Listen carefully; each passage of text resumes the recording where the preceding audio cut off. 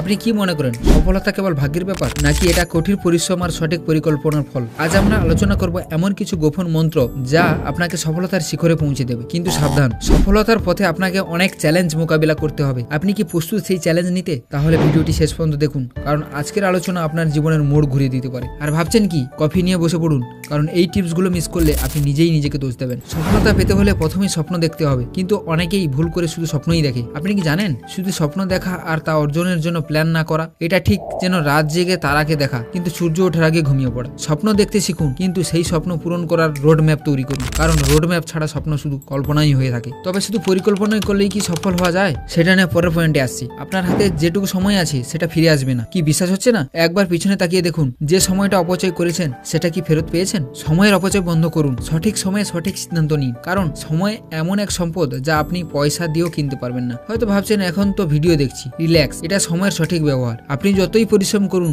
যদি তা সঠিক পথে না হয় তবে ফলাফল শূন্য।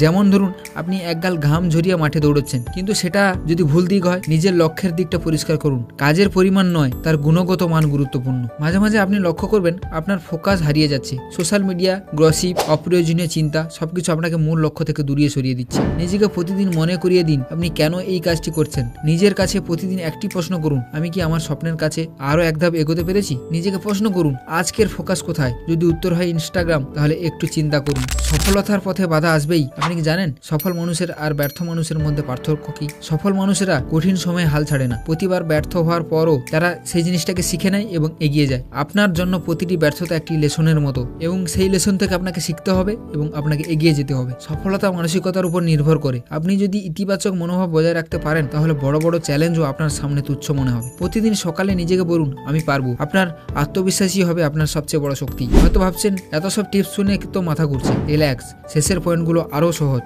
আপনি কি জানেন প্রত্যেক সফল মানুষের পিছনে আরো এক সফল মানুষের অনুপ্রেরণা থাকে? তাই এমন মানুষের সাথে সময় কাটান যারা ইতিমধ্যেই সফল। তাদের জীবন থেকে শেখার চেষ্টা করুন, কারণ সঠিক মানুষদের সাথে সময় কাটালে আপনার মানসিকতাও বদলে যাবে। কিন্তু এই সফল মানুষের মতো আপনি কিভাবে নিজেকে তৈরি করবেন? আপনার প্রতিদিনের ছোট্ট ছোট পদক্ষেপই সফলতার বড় গল্প গড়ে তোলে। আজ যদি আপনি হাল ছেড়ে দেন, আগামীকাল হয়তো আপনি স্বপ্ন পূরণে দৌড়গোড়ায় পৌঁছতে পারতেন। মনে রাখবেন, সফলতার জন্য সবচেয়ে বড় মন্ত্র হলো কখনো হাল ছাড়বো না। আজকে এই আলোচনা থেকে আপনি যদি একটি বিষয় শিখে থাকেন, তবে সেটা হলো সফলতা কোনো ম্যাজিক নয়, বরং এটি আপনার কঠোর পরিশ্রম আর পরিকল্পনার ফসল। তবে এই যাত্রায় সবচেয়ে বড় জিনিস হলো আপনার স্বাস্থ্য, কারণ স্বাস্থ্যই সম্পদ। আপনার শরীর ভালো না থাকলে আপনি কোনো লক্ষ্য পৌঁছতে পারবেন না। তাই পরের ভিডিওতে দেখে নিন কিভাবে শরীরকে সুস্থ রেখে আপনার এই যাত্রার পথকে সুগম করবেন। ভিডিওটি যদি আপনার ভালো লেগে থাকে তাহলে অবশ্যই লাইক, শেয়ার এবং সাবস্ক্রাইব করবেন। আগামী ভিডিওতে আবারও দেখা হবে। নমস্কার, সবাই সুস্থ থাকবেন।